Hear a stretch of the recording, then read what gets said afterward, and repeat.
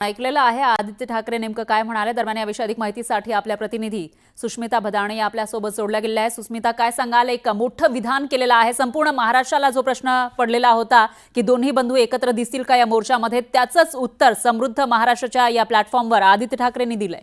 आदित्यचा केला का? सुष्मिता, आवाज येतोय माझा? त्यांच्यापर्यंत आपला आवाज पोहोचू शकत नाहीये. पुन्हा एकदा आपण कनेक्ट करण्याचा प्रयत्न करूयात. मात्र आत्ताची ही सगळ्यात मोठी आणि महत्त्वाची बातमी, न्यूज 18 लोकमतचा हा जो विशेष कार्यक्रम आहे समृद्ध महाराष्ट्र, ज्याच्यामध्ये महाराष्ट्र किती समृद्ध आहे आणि आणखी समृद्ध होण्यासाठी नेमकं काय करायला पाहिजे, सध्याची राजकीय परिस्थिती नेमकी काय आहे, या सगळ्यांवर चर्चा केली जाते, मंथन केलं जातं या प्लॅटफॉर्मवर. आणि याच ठिकाणी आलेले उद्धव ठाकरे, तेव्हा त्यांनी संदीप देशपांडे यांची, या दोघांची भेट झाली तेव्हाची दृश्यही आपण बघतोय. आणि त्याचबरोबर वेगवेगळ्या प्रश्नांची उत्तर आदित्य ठाकरेंनी दिलीत. पुन्हा एकदा जाऊयात आपल्या प्रतिनिधी सुष्मिता भदाणे यांच्याकडे. सुष्मिता, काय सांगाल? संपूर्ण महाराष्ट्राला जो प्रश्न पडलेला होता तोच प्रश्न आपण आदित्य ठाकरेंना विचारला आणि त्यानंतर एक सूचक विधान त्यांनी केलंय. खरं तर राजकीय वरळीमध्ये आदित्य ठाकरेंच्या विरोधात मनसेचे संदीप देशपांडे यांनी निवडणूक लढवलेली होती आणि त्यांचे राजकीय वैर हे आपण पाहिलेलं होतं. आणि हेच आदित्य ठाकरे आणि संदीप देशपांडे हे न्यूज 18 लोकमतच्या समृद्ध महाराष्ट्र या कार्यक्रमामध्ये एकत्र आलेले पाहायला मिळाले. गळाभेट त्यांनी एकमेकांची घेतलेली आहे. कुठेतरी मनसे आणि शिवसेना एकत्र येत आहे आणि या एकत्र येण्याची ही नांदी म्हणावी लागेल. ज्या पद्धतीचं सूचक विधान आदित्य ठाकरे यांनी न्यूज 18 लोकमतच्या कार्यक्रमात केलेलं आहे, त्यानंतर सुद्धा ही अतिशय महत्वाची आहे. गेल्या काही दिवसांमध्ये ज्या पद्धतीच्या टीका वरळीतनं आदित्य ठाकरेंच्या बाबतीत होत होत्या, त्यामध्ये संदीप देशपांडे हे अग्रेसर होते.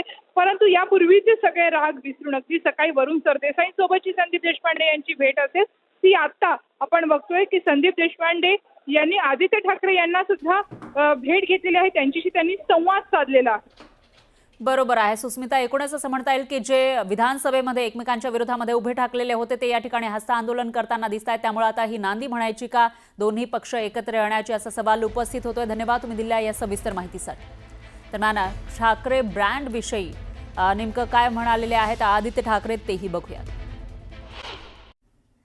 तर आपण बघितलेलं आहे कशा पद्धतीनं वेगवेगळ्या प्रश्नांना उत्तरं दिली त्या आदित्य ठाकरेंनी. आणि त्यानंतर ही दृश्य, एक्सक्लुझिव्ह अशी ही दृश्य, समृद्ध महाराष्ट्र हा जो कार्यक्रम आहे, विशेष कार्यक्रम न्यूज 18 लोकमतचा, त्या ठिकाणी संदीप देशपांडे मनसेचे नेते आणि आदित्य ठाकरे हे हात मिळवताना दिसून आले. त्याची ही एक्सक्लुझिव्ह दृश्य.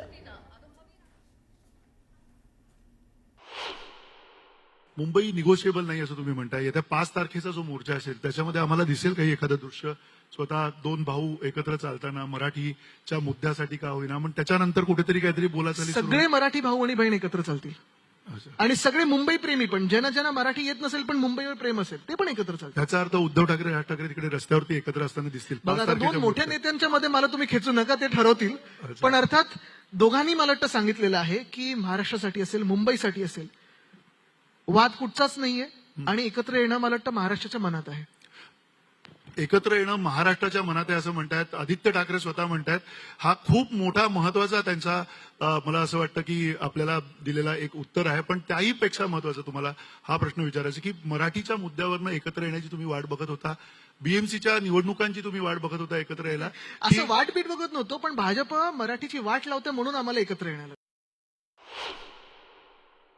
मुंबई निगोशिएबल नाही असं तुम्ही म्हणताय. येत्या 5 तारखेचा जो मोर्चा असेल त्याच्यामध्ये आम्हाला दिसेल काही एखादं दृश्य, स्वतः दोन भाऊ एकत्र चालताना मराठीच्या मुद्द्यासाठी का होईना, पण त्याच्यानंतर कुठेतरी काहीतरी बोलाचाली. सगळे मराठी भाऊ आणि बहीण एकत्र चालतील आणि सगळे मुंबई प्रेमी पण, ज्यांना ज्यांना मराठी येत नसेल पण मुंबईवर प्रेम असेल ते पण एकत्र चालतील. त्याचा अर्थ उद्धव ठाकरे, राज ठाकरे तिकडे रस्त्यावरती एकत्र असताना दिसतील. बघा, दोन मोठ्या नेत्यांच्या मध्ये मला तुम्ही खेचू नका, ते ठरवतील.